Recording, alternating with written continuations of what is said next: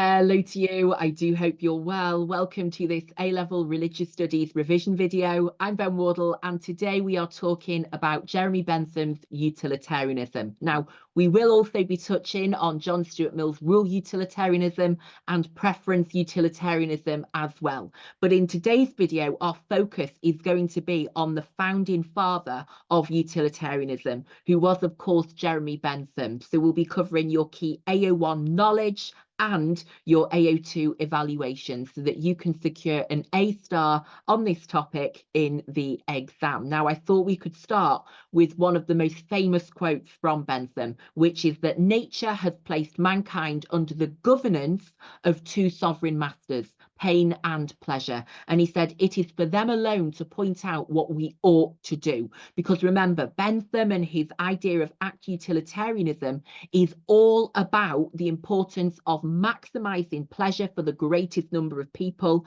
and minimizing pain. And so he, of course, proposes a hedonic calculus, which we should be using to calculate whether our action is moral or not. And of course, that is going to be based on whether it brings about the greatest happiness, the greatest amount of pleasure for the greatest number of people. So Bentham and his key idea of act utilitarianism is all about maximizing pleasure and minimizing pain. And of course, this all depends on the prediction of outcomes and consequences. This is a consequentialist theory because it requires you to make a prediction about whether your action will bring about the greatest amount of happiness for the greatest number of people. So, you know, a really interesting theory for us to be looking at. And actually, at the end of the video, I will be asking you to make a judgment as to whether you think the strengths of utilitarianism outweigh the weaknesses. So please do be ready to let me know what you think in the comment section down below. So let's get started, shall we, with our look at Bentham's utilitarianism. And I think we have to start with a look at the trolley problem, don't we? Because you cannot talk about utilitarianism unless you have spoken about the trolley problem. So let's imagine the scenario, shall we, that you are walking along down by the train line and you see 5 people are tied to the track. As you do, a very common occurrence for you, I'm sure. And these 5 people, we don't know who they are, but they are all tied to the track. We also don't know why they're there, but we'll just park that thought for a minute. What we do know is that they are tied to the track and there is a train coming towards them. Now, you're obviously seeing this and you're thinking, oh dear, this is awful. These 5 people are about to be killed by this train. What you then realize is that there is a siding, yeah? So there is actually a siding which goes off and you could divert the train onto that siding. So there is a lever that you can pull, and if you pull that lever, the train won't continue, getting very excited about this. It won't continue down the main track, but it will actually be diverted off to the siding. So you can pull that lever and the train will be diverted. And that means, of course, that those 5 people who are tied to the track will actually be saved. However, really important that you know that on that siding, there is one person who is working on the track. So they're, you know, doing some work to repair the tracks. You know, they've got the high vis on, they've come down from Network Rail and they're doing a bit of maintenance work. So you are thinking in that moment, right, okay, these 5 people are about to be killed. If I don't do anything, this train is going to keep going down the main line and it's going to run over and kill these 5 people. But there is a lever that I can pull which will divert the train onto the sidings so that it will actually avoid killing those 5 people and go off down the sidings. But what you know is that if you do that, the one person working on the sidings, working on that bit of track, is going to be killed instead. So you've got to think, right, am I going to act to save these 5 people, even though I know this means I'm going to end up killing that one person? Now, the way that we link this back to utilitarianism is that Jeremy Bentham believes in the greatest happiness for the greatest number. So he would actually say you are justified in pulling that lever, even though you know it will kill one person, because the outcome, the goal, is the greatest happiness for the greatest number, because you are going to be saving 5 lives. So for Bentham, you would be justified in killing 1 person in order to save 5 people.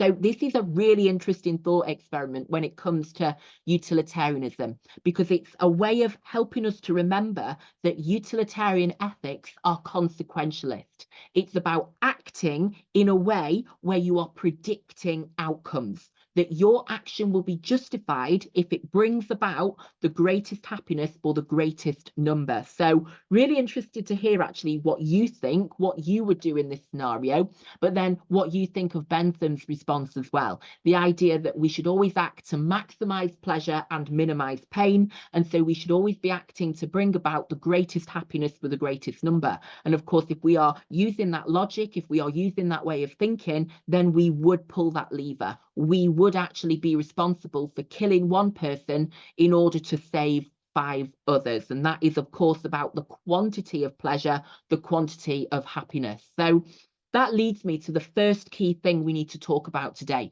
which is that Jeremy Bentham is focused on maximizing pleasure and minimizing pain.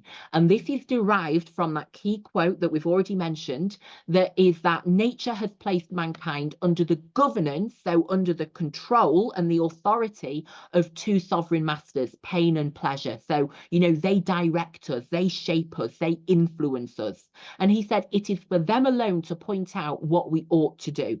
So we should always be acting to maximize pleasure and minimize pain, because they come naturally to us. We naturally seek pleasure and we naturally want to avoid pain. Now, there's a great synoptic link we can make to meta-ethics here, because of course this is an example of ethical naturalism. The idea that something that is naturally occurring to us should be pursued. And of course, this is criticized by G.E. Moore with his naturalistic fallacy, because he said just because something seems to come naturally to us, that doesn't mean we can assume it's right. But for Bentham, he is an ethical naturalist. He believes that because nature has placed us under these 2 sovereign masters of pleasure and pain, they should shape our moral decision making. All our ethical decision making should be about maximizing pleasure and minimizing pain. And for Bentham, it's very much about quantity. It's about the greatest happiness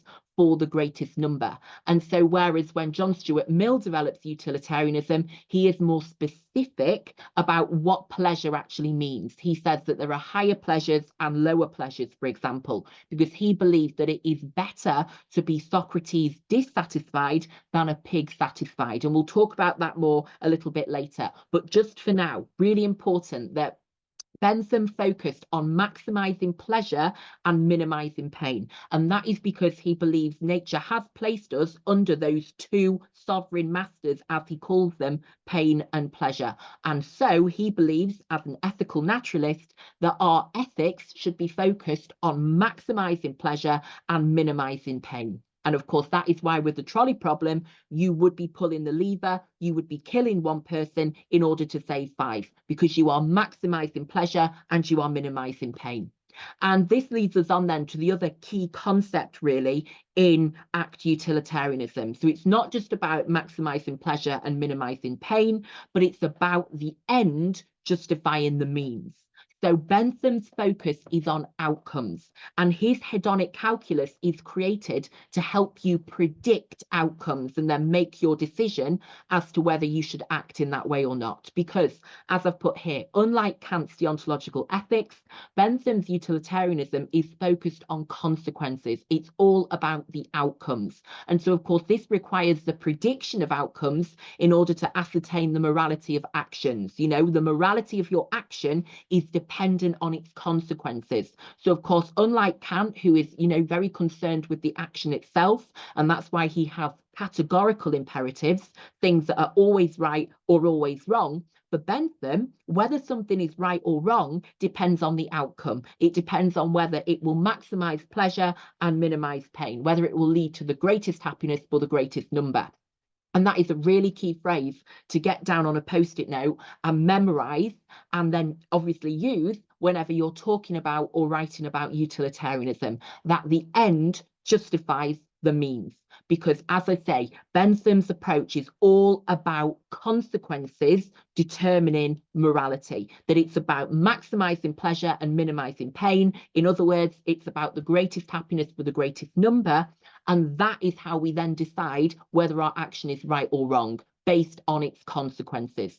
So this is a teleological theory. This is a consequentialist theory, which is all about outcomes. And of course, one of our criticisms here is that it is actually impossible to accurately predict outcomes, isn't it? So, you know, I've got someone there doing a bit of fortune telling, having a look in their crystal ball. But obviously a key criticism here is that this is actually very difficult. And you could say it places too many demands on the individual, because how on earth are they meant to accurately predict the outcomes of their moral decisions? For example, with the trolley problem, in that moment, how on earth are you meant to actually make that decision? You know, do you really have the time to get out your hedonic calculus and start making a decision about what you should do? And that's why, for some people, John Stuart Mill's rule utilitarianism is actually a better approach, because it does say to follow the rule rather than to just use your hedonic calculus in each situation.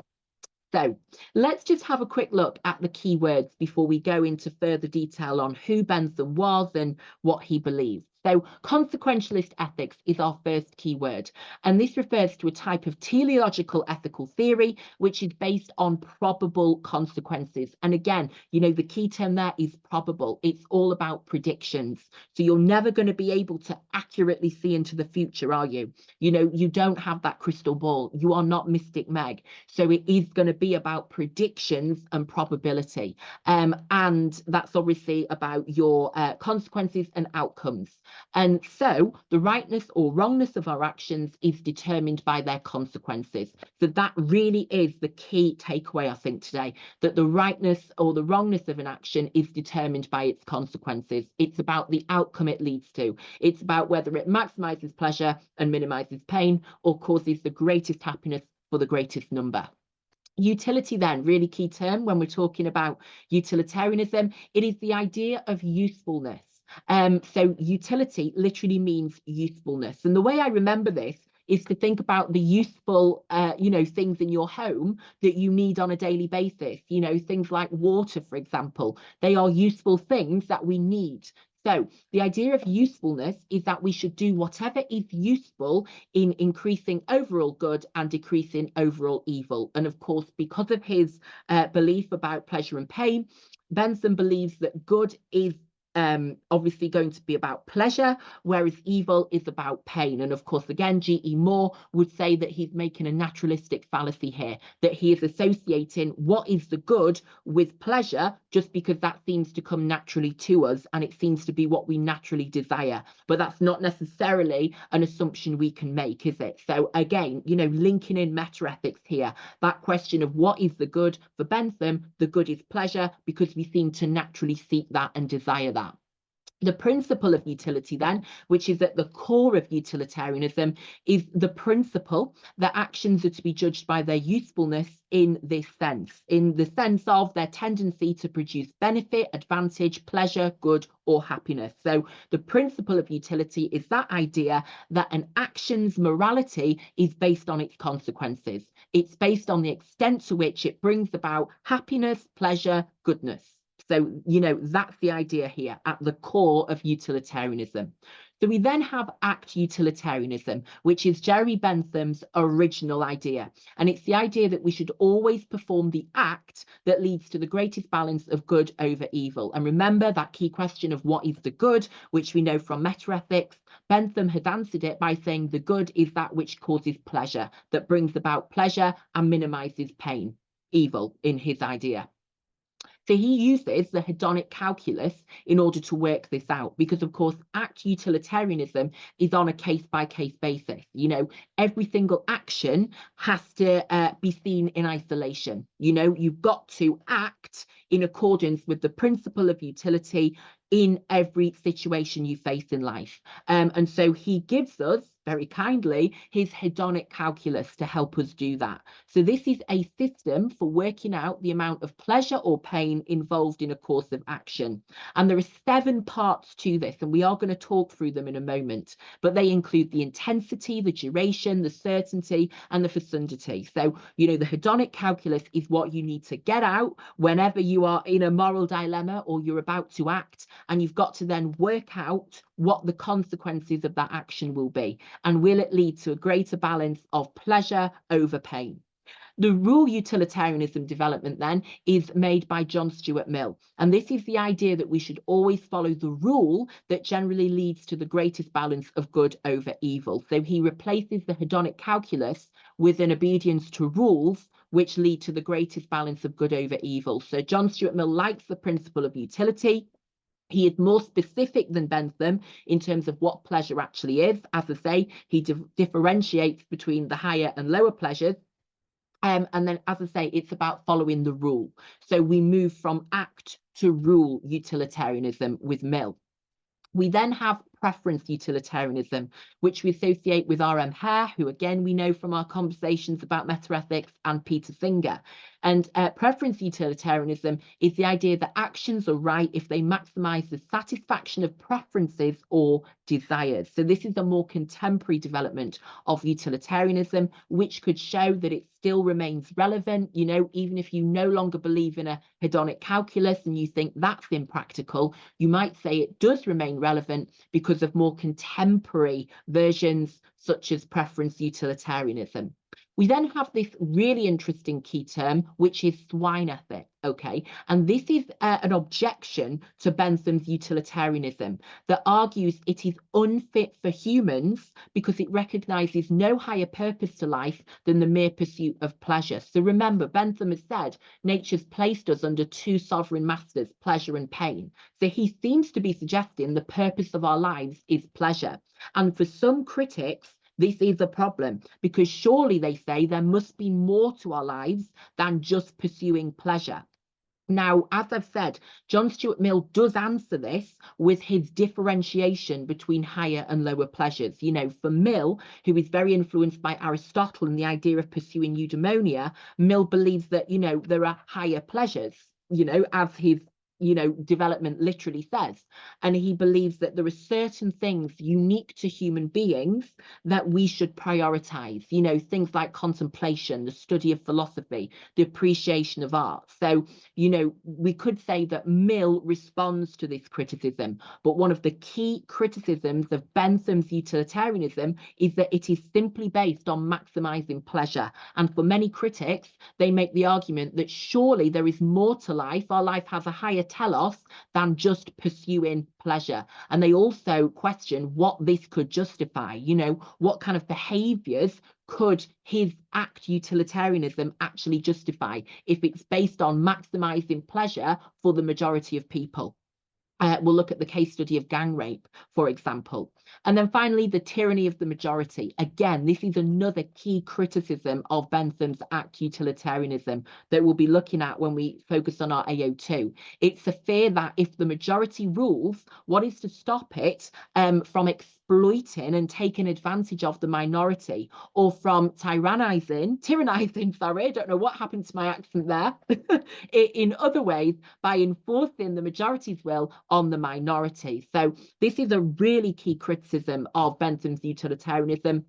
And it's this question of human rights, you know, whereas with Kant, for example, he said that every person must be treated as an end in themselves. Remember, for Bentham, he would be quite happy for people to be used as a means to an end, such as that poor worker on the track who he's quite happy to kill off to save 5 other people. So the tyranny of the majority in this context is about saying, well, if you're always focused on maximizing pleasure for the majority, what does that mean for minorities in society? You know, LGBT people, for example, you know, religious minorities.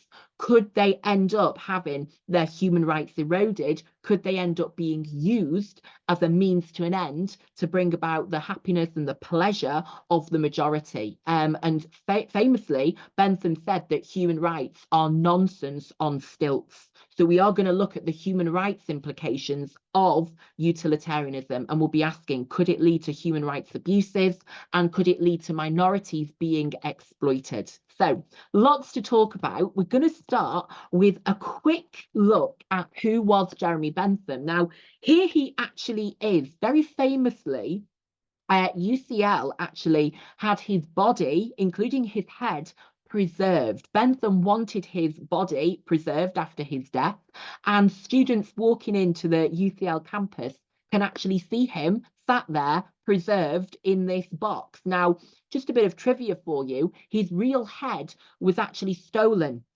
from the display by students from a rival university, from KCL, where I actually studied, although I'd like to just confirm I had no involvement in this. So he is actually there, and we're going to find out about who he is and why he might be on display at a university, because actually he did do a lot of work in pioneering people's access to education. So he was an English philosopher and social reformer. He lived from 1742 to 1832. He was an empiricist, and of course that is one of our key terms for this A-level, isn't it? So he obviously believed as an empiricist in deriving knowledge from experience via the senses, and that includes, of course, ethical knowledge. And the key point is, again, that he said, didn't he, that mankind has been placed under these two sovereign masters. So he believed that we should determine our ethics, we should decide on the focus of our ethics through empiricism. And he said that shows us that pleasure and pain should be our key focus points when it comes to ethical decision making, that we should move towards maximizing pleasure and minimizing pain, because that's what comes naturally to us. So, you know, he derived that from his empirical observations of what he desired and what people desire. He was, of course, as well, a consequentialist who believed that ethics is about consequences and actions. So in Bentham's case, the amount of happiness or pleasure that is produced by an action. And of course, it is interesting how we are using the term pleasure and happiness in a very interchangeable way, because of course, is pleasure happiness, you know? And that is the key question we have to ask when we are studying utilitarianism. You know, Bentham is quite happy to use pleasure and happiness interchangeably, but is that actually the case? You know, should we be pursuing pleasure? Does pleasure lead to human happiness, or does it show, as we've just mentioned, this is a swine ethic? Now, he is known for being the father of ACT utilitarianism, because he believed that it is the greatest happiness of the greatest number that is the measure of right and wrong. And then, as I say, just a bit of trivia for you. He is one of the founders of the University of London, and his preserved skeleton is on display at UCL, and his preserved head is also kept securely at UCL to avoid it being stolen again. So just a little bit of information. If you do end up at University in London, if you do end up at UCL, you might be seeing a bit more of Bentham. So it's nice to know about the ethical theory he introduced to the world, isn't it? So again, I hope you're realizing how important this quote is for our understanding of Bentham and his ACT utilitarianism, because I want to remind you again that he said nature, yeah, this is an example of naturalism, of ethical naturalism, has placed mankind under the governance of two sovereign masters, pain and pleasure. It is for them alone to point out what we ought to do. So our ethical decision making needs to be about maximizing pleasure, which Bentham saw as happiness, and minimizing pain. And of course, he therefore believed that it is the greatest happiness for the greatest number that should be our measure of right and wrong. And so actions should be judged by their consequences and outcomes. So just to break this quote down into a few key bullet points for you, he argues that pain and pleasure are our masters. We instinctively seek pleasure and we seek to avoid pain. And our psychology is built on seeking pleasure and avoiding pain. And of course, this is an example then of ethical naturalism, because he then decides to make his moral theory, to make his ethical theory all about maximizing pleasure and minimizing pain, because he is assuming here that what is natural to us is good. The fact that we naturally desire pleasure and we naturally try to avoid pain, he then assumes means we should therefore act to maximize pleasure and minimize pain. And of course, as an empiricist, he believes we can discover morality through empirical observation via our senses. So from this, From this idea that we need to be maximizing pleasure and minimizing pain, he presents to us his principle of utility. And remember, utility means usefulness. So this is the idea that we should do whatever is useful in increasing overall good and decreasing overall evil. So again, the end justifies the means. Do whatever it takes to bring about the greatest happiness for the greatest number. So given that we are motivated by pleasure and pain, Bentham proposes one simple moral principle that both individuals and governments should adopt. So remember, with ACT utilitarianism, it is about you as an individual using your hedonic calculus to act in accordance with the principle of utility. And so the idea of utility is that actions should be carried out if they produce more happiness, pleasure, or goodness, and are likely to prevent pain, misery, and unhappiness. So that is the focus of his ethics. It is about maximizing happiness and pleasure and minimizing pain and misery. So if we have a look at what he wrote, he said that by the principle of utility is meant that principle which approves or disapproves of every action whatsoever.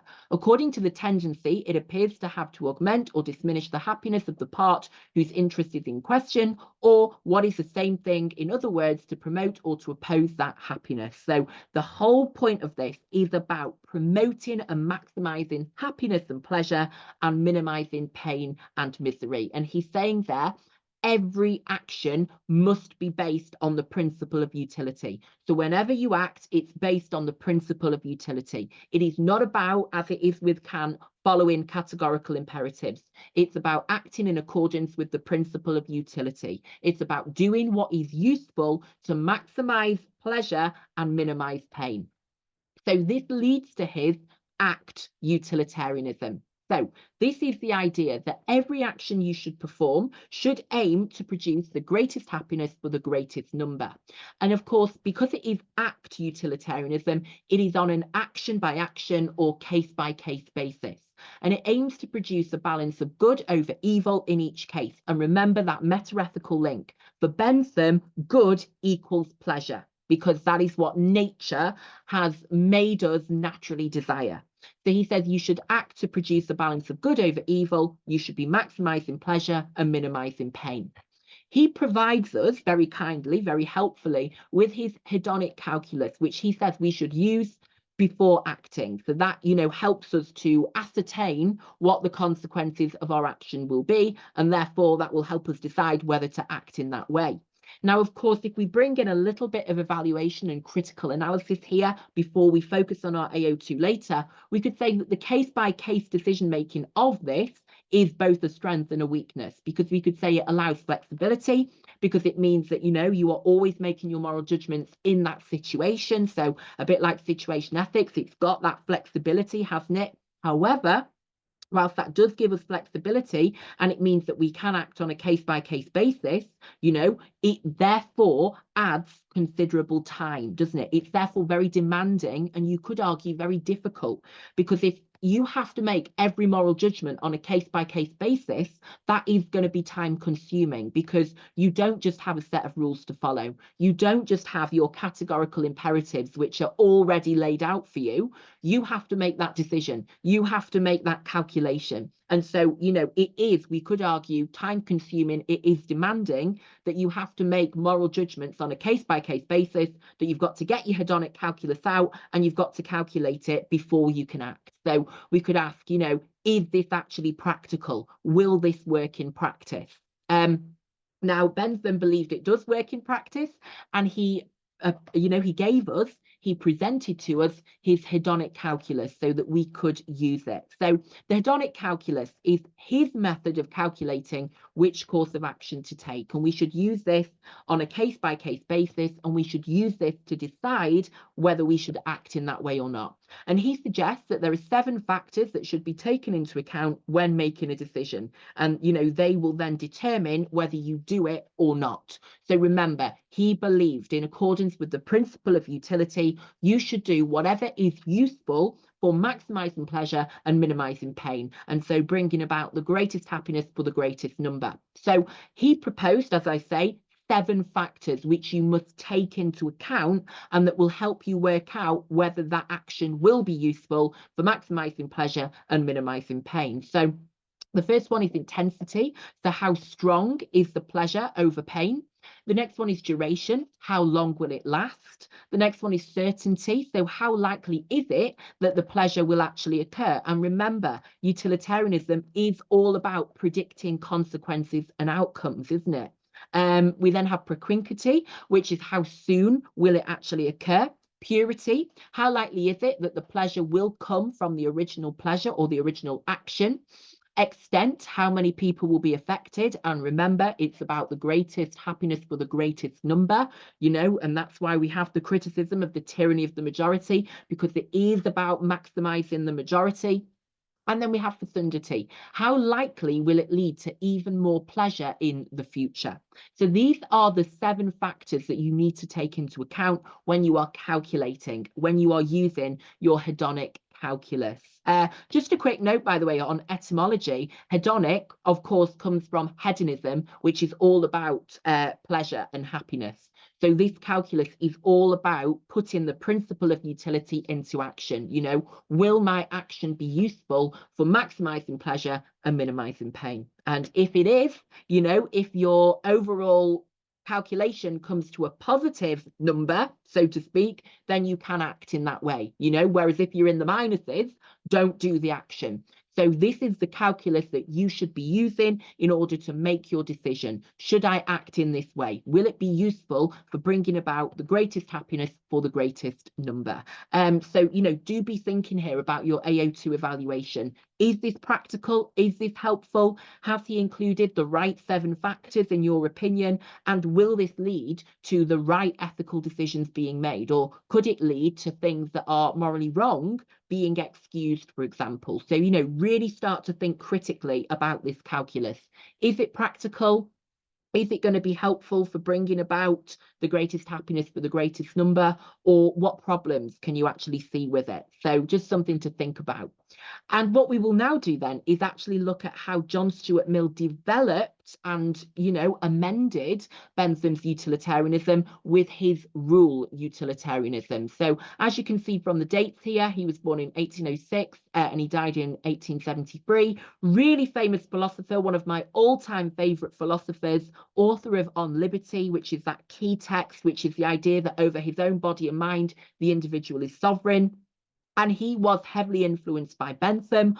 But importantly, he didn't just follow everything Bentham said. Bentham had taught him to think for himself. And so, he did make amendments. He did make what you could say are improvements.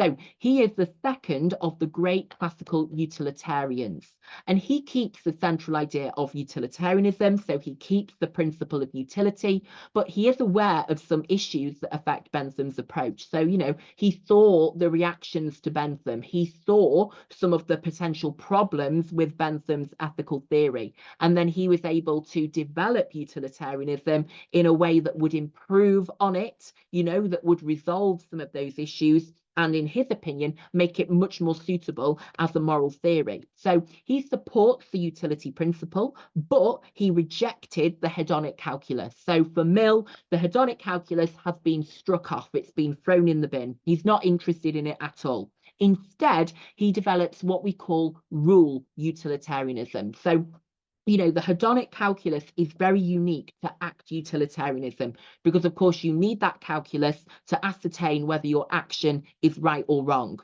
whether it's going to lead to the greatest balance of pleasure over pain. Whereas for Mill, he was interested in rules. So you don't need a calculus to work out whether your action is morally justifiable. Instead, you need rules.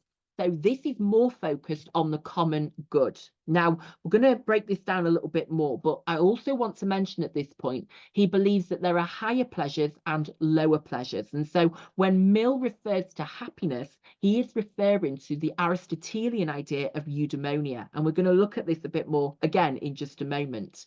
He believed that it is better to be a human dissatisfied. So he said it's better to be Socrates, one of the most intelligent philosophical thinkers in history, dissatisfied than a pig satisfied. So unlike Bentham, who obviously was focused on the quantity of pleasure and he just wanted to maximize as much pleasure as possible, for Mill, the quality of pleasure is key. It is about the quality of that pleasure rather than just the quantity of it. So, as I've mentioned, one of the key amendments he makes is that he differentiates, so he makes the distinction between higher and lower pleasures. And so he focuses on the quality of pleasure rather than the quantity. So as I mentioned, he is influenced by Aristotle, another one of our key thinkers on the course, and his idea that happiness does not refer just to fulfilling basic pleasures, for food, sex, drink, etc. He is interested instead in this supreme state of happiness, this idea of fulfilling your higher purpose and your telos. So this idea of flourishing, fulfillment, and of course, eudaimonia. So higher pleasures for Mill would include studying philosophy, of course. So here we are doing this A-level. We are fulfilling one of our higher pleasures. Contemplation, so that's Aristotle's idea of theoria, visiting an art exhibition, and, anything, whenever you're trying to remember what is a higher pleasure, it's anything that human beings can do that other animals can't do, because it's about using your brain, and it's about remembering that we have this unique human ability to reason, to think in a very complex way. Well, some of us anyway, those of us doing this A-level, that ability to think, and for him, that's the key when it comes to pleasure. The lower pleasures are things that any animal can do. Things like eating, drinking, sex. So anything that any sentient being can derive pleasure from, that would be a lower pleasure. The higher pleasures are those that are unique to humans, and that is because of their ability to reason, their enhanced cognitive capabilities. And for Mill, and this is based on what Aristotle believed, that is true happiness. It's about fulfilling your full potential as a human being and flourishing, and it's about nourishing your intellectual curiosity and your interest in the arts and literature and classical music, so it's that higher level of pleasures that is important for Mill. So the key point with him is that he's prioritizing quality over quantity. And again, another synoptic link here is we can make to Aristotle's hierarchy of souls, and the idea that human beings are at the top because of their highly developed ability to reason. And so your higher pleasure is going to be derived from any activity which uses and draws upon your higher ability to reason, which is why studying philosophy, contemplation, appreciating art, etc., would be seen as a higher pleasure. But that is a key point for Mill. And of course, that is going to resolve some of the issues. An example is gang rape, for example. That is a case study used to criticize Bentham. The idea of 5 people, deriving pleasure they could claim in court from raping one person, because of course the argument could be there, well, the 5 people's pleasure outweighs the one person's pain. But of course, for Mill, he is saying, well, pleasure needs to be, specified a little bit more closely. We need to be very clear what we mean when we say pleasure. And we need to make sure that we are taking into account the quality of the pleasure rather than just the quantity of it. So again, that's an amendment and a development. But then, of course, the other key development is that for Mill, it's about rules, following the rules that will lead to, in a society, the greatest amount of pleasure over pain. And it's quite similar to his harm principle. So in On Liberty, he develops the harm principle, the idea that people should be free to act in a way that leads to their happiness, but that does not harm others. So as long as you aren't causing harm to other people, then you shouldn't be limited in what you can do. And of course, that links in with rule utilitarianism, because it's about having rules that mean that as a society, you can bring about the greatest amount of happiness for the greatest number of people and minimize their pain. But that is not being made on a case-by-case, action-by-action basis. That is about following rules. So his focus would be at a more governmental level, yeah? So it's about, right, what rules can we have as a society that will bring about the greatest amount of happiness for people and minimize suffering, rather than saying, right, let's give everyone a hedonic calculus and let's send them out to make their moral decisions. Yeah, so it's got a bit more order, you could say, to it. It's a bit more organized, we could argue, which means it's more suitable as a moral theory that a government could use or a society could use successfully. So in terms of his rule utilitarianism then, like Bentham's act utilitarianism, Mill's rule utilitarianism also aims at that principle of utility, about doing whatever is useful to bring about the greatest balance of good over evil. And again, the assumption is that what is good is that which brings about pleasure and happiness. Although, of course, for Mill, it's about higher pleasure. However, it has the common good of society rather than the individual with their calculus as its starting point. So instead of using, as I say, the hedonic calculus, Mill believed we should always follow the rule that generally leads to the greatest balance of good over evil. Okay, so it's about rules rather than the calculus. And again, if we just start to think about our evaluation and our critical analysis, we could say that an advantage of this version is that it is quicker in terms of decision making to apply a rule rather than attempt to weigh up all the factors involved in each case and use your 7 factors on your calculus before making your decision. However, we could say there could be problems when rules clash, and how do we resolve them? You know, if the focus is on following rules, what do you do if you're in a situation where rules seem to clash? So, you know, we will go into more detail on our evaluation in a minute, but just for now, start to be comparing Bentham's act with Mill's rule utilitarianism. One where you've got your hedonic calculus and then you're focused on quantity, whereas then obviously the other, rule utilitarianism, where it's about following the rule that generally leads to a balance of good over evil in society, and that then of course differentiates between types of pleasure as well, and brings into the debate that question of quality, not just quantity. So let's now have a look, shall we, at our key Ao2 evaluation. So we're going to be looking at the strengths of utilitarianism and the weaknesses, because of course we want to be able to critique this moral theory. It's really important we have knowledge of our scholars, really important that we've got great examples of how you can apply utilitarianism, but just as important for our Ao2 marks is our ability to evaluate, to ask what's good about it, what could be a problem with it. And I want you to remember, I am focusing us, that's really bad English, please let me start that again. I would like us to focus on evaluating the statement that the strengths of utilitarianism outweigh the weaknesses. That is our key focus. Do we think that the good things about utilitarianism redeem it from the problems? So although we're going to acknowledge in our essays, because of course we always do give both sides, we are going to acknowledge that there are problems, we are going to conclude that ultimately the strengths of it, the benefits of this theory,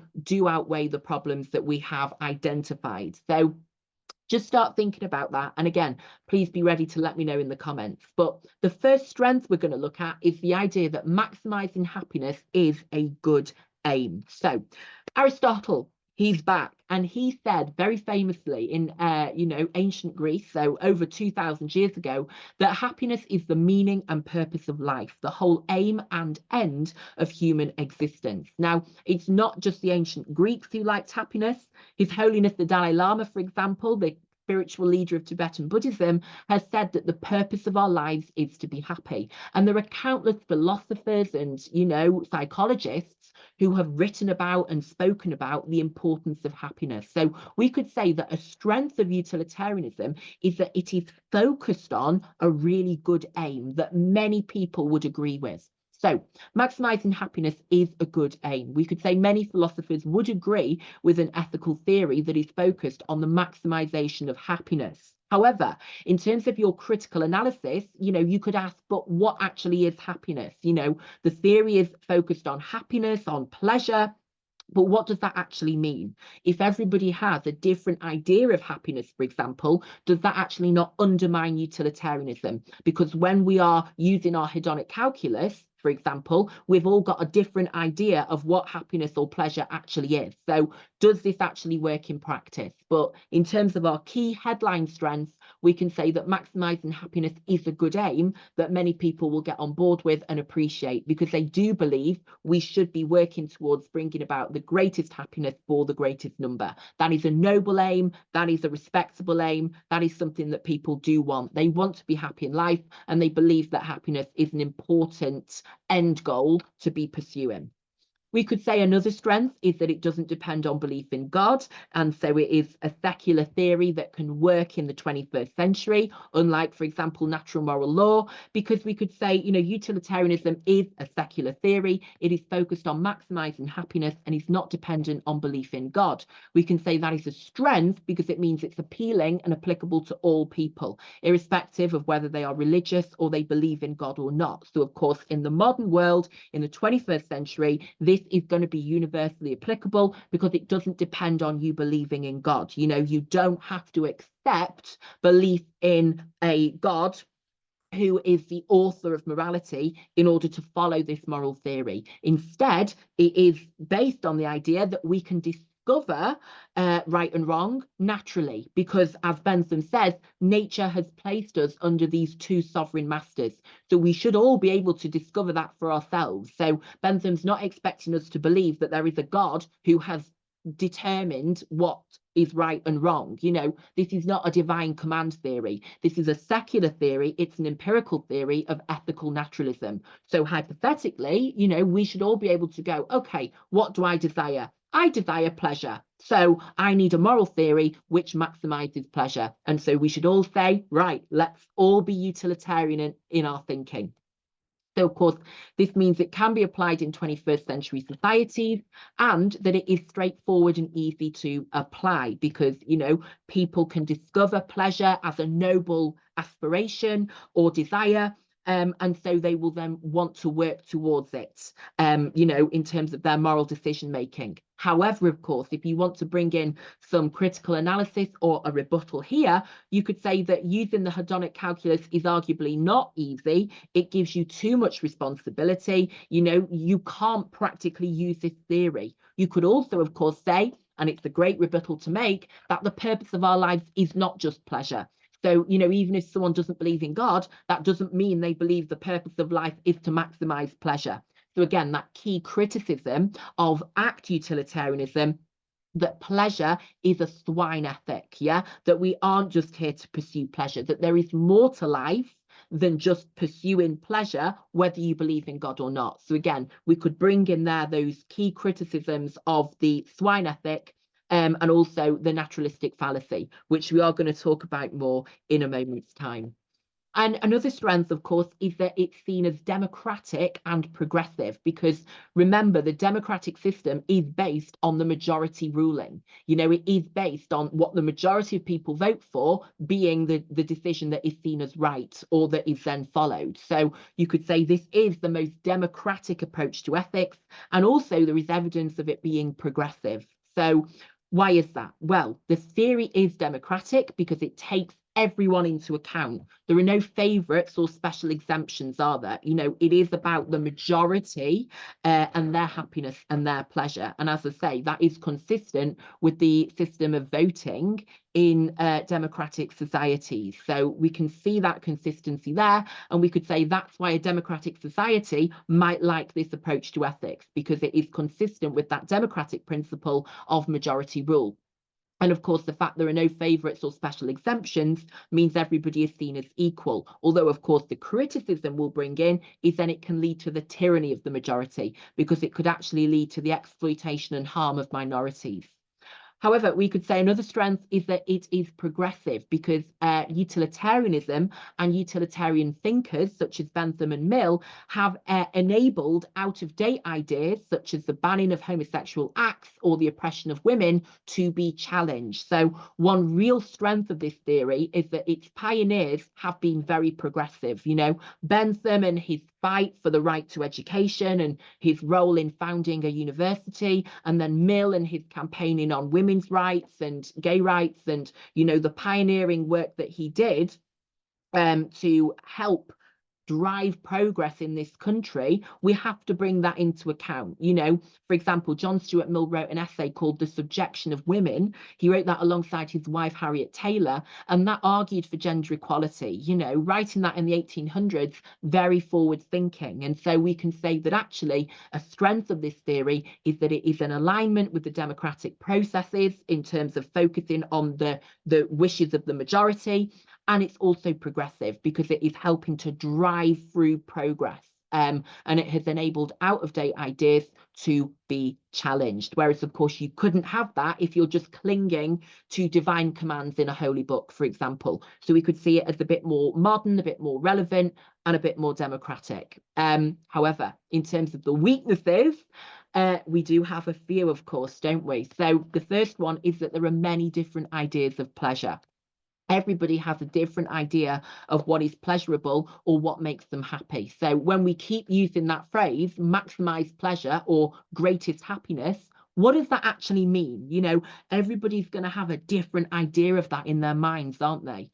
Pleasure and pain are dependent, of course, on the individual. What brings one person pleasure is potentially going to bring someone else pain. You know, my idea of pleasure, listening to, I don't know, one piece of music might be your idea of hell, you know, and it would be torturous for you to listen to that piece of music. You know, someone going to watch the football or the rugby or going to watch a show, you know, that might bring one person pleasure, but someone else might see that as horrifically painful. Yeah. So everybody's got different tastes, haven't they? So this idea of maximizing pleasure or the greatest happiness is actually quite challenging and problematic because it's so subjective. And so if everybody's acting to maximize pleasure based on their own understanding of pleasure, how do we ever have consistency in our morality? You know, does this actually work on a larger scale? You know, because everybody does have such different ideas of what pleasure, pain, happiness, misery actually are. And furthermore, we could say, you know, the fact this is a consequentialist theory is another problem with it, because it's actually impossible to measure future pleasure and pain. You know, this theory depends on us predicting future consequences. Remember, we assess the morality of the action on the grounds of its consequences, on the basis of what it leads to. And we could say it's difficult to accurately predict what will lead to the greatest happiness for the greatest number of people. And so utilitarianism may be seen as impractical or too difficult to follow, because pleasure becomes such a subjective concept, and then the prediction is actually impossible because we cannot guarantee that our action will lead to the pleasure or the minimization of pain that was intended by it. Another weakness, of course, is the naturalistic fallacy, which we have touched on a few times today. And of course, the synoptic link that we will be making here is to G.E. Moore's criticism of naturalism, and that is the naturalistic fallacy. So to remind you of Bentham's key quote, he said, nature has placed mankind under two sovereign masters, pleasure and pain. And so he then assumes they should therefore form the foundation and the focus for our moral thinking and our ethical decision making. But we could argue, and G.E. Moore would argue, that it is wrong to make that assumption, that what is natural must be good. Just because pleasure is something we seem to naturally desire, that does not mean it is good and should be the end goal of our ethics. You know, Immanuel Kant would certainly disagree, wouldn't he? Remember, he said man must be disciplined, for by nature he is raw and wild. So you shouldn't actually be trying to follow your desires and fulfill them. You should be disciplining yourself. Yeah. So, you know, a key criticism is just because we do desire pleasure, that shouldn't therefore be the focus of our morality and the decision maker for our ethics. You know, actually, as Kant said, we need to be more disciplined than that. We can't just link and associate and assume that because we naturally desire pleasure, it must be the end goal of our ethical decision making. Now, you could argue with your critical analysis here that Mill's rule utilitarianism actually resolves this weakness, because it says that, you know, by distinguishing between higher and lower pleasures, we can actually focus on those pleasures which will lead to flourishing and eudaimonia, as Aristotle put it. But, you know, you could still argue that that doesn't resolve this. That ethics can't just be about following our desires, that, you know, it is a naturalistic fallacy. It is an incorrect assumption to believe that just because nature has placed us under these sovereign masters, they should therefore be the foundation for our ethical decision making.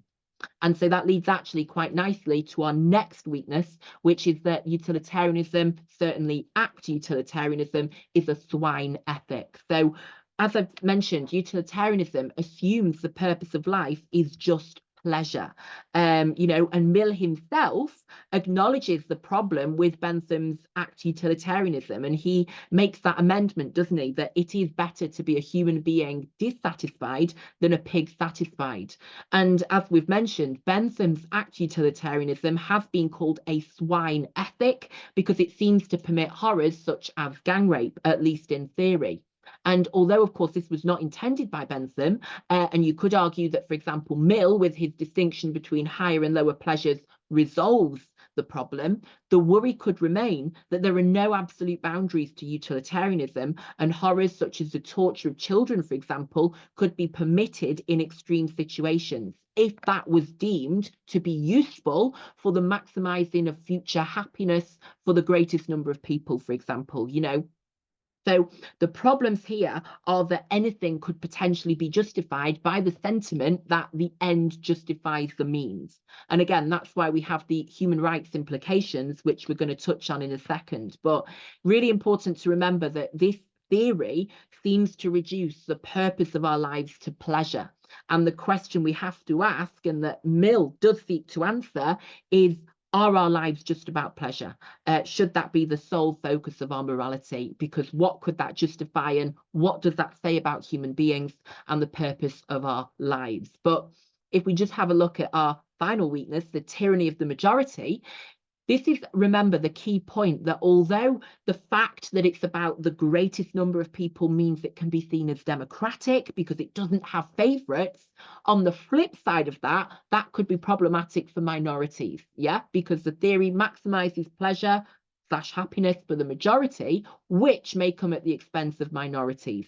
And this could, of course, lead to human rights violations. And of course, we know, and it's a great quote to use, Bentham described human rights as nonsense on stilts. So a key contrast here with Kantian ethics, and the idea in Kantian ethics that people should always be treated as an end in themselves, is that for Bentham, people could potentially be used as a means to an end. So if you're thinking about business ethics, for example, workers in, really appalling working conditions in a factory, in a sweatshop, that could actually be justified by utilitarianism if it means that they are going to produce really cheap clothes for millions of people who want to go and buy cheap clothes in London, for example, So what could be justified by utilitarianism? It seems to be pretty much anything, and that could come at the expense of minorities. So if the majority rules, for example, what will stop it from I can't say this word, can I? Let me try again. Tyrannizing, there we go. I have to think about it before I say it. Tyrannizing the minority and enforcing its will onto them. So there could be harm to vulnerable minorities. And so the rights of minorities, such as LGBT people, could in theory be compromised as they are ignored by Bentham's utilitarianism, which is, as I say, quite ironic considering the quite progressive social reform both Bentham and Mill were involved in. But actually, if you look at this theory on paper, it can lead to a tyranny of the majority because it's about maximising the pleasure and the happiness of the majority, and that could come at the expense of minorities because there are no protections in place to treat people as ends in themselves. That whole idea of the principle of utility is do whatever is useful as a means to an end, and that end is the majority of people being happy and experiencing pleasure. So what could potentially be justified and what harm could potentially be caused? And so that leads us to our conclusion today, which is where I want to hand it over to you. And I would love to know, do you think the strengths of utilitarianism outweigh the weaknesses? So obviously we've considered what utilitarianism is and how you should make utilitarian judgments. But now I want you to think, does this work? Can this be applied in the 21st century? Is it practical? Is it helpful? Is it based on the right principles? And do you think that the strengths of it, the good things about it, outweigh the weaknesses? And if you were to compare utilitarianism with the other ethical theories that we've studied, do you think it comes out on top? Or do you think that another theory could be more helpful, more practical, and be a better approach to moral decision making? So thank you for watching. I do hope that's been helpful. Have a great day, and I'll see you soon. Bye-bye.